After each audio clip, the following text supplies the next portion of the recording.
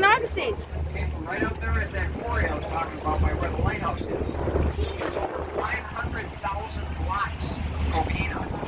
Every one of them run by Oxford from that quarry to the shoreline of the island to our right, and then put on a raft over and over here.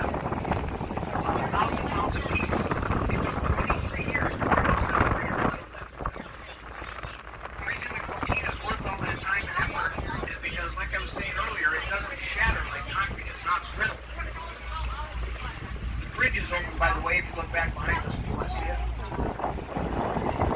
Coquina doesn't shatter like concrete, so if a cannonball hits it, one of two things happens. It either sticks in the wall or it makes a dent and bounces off.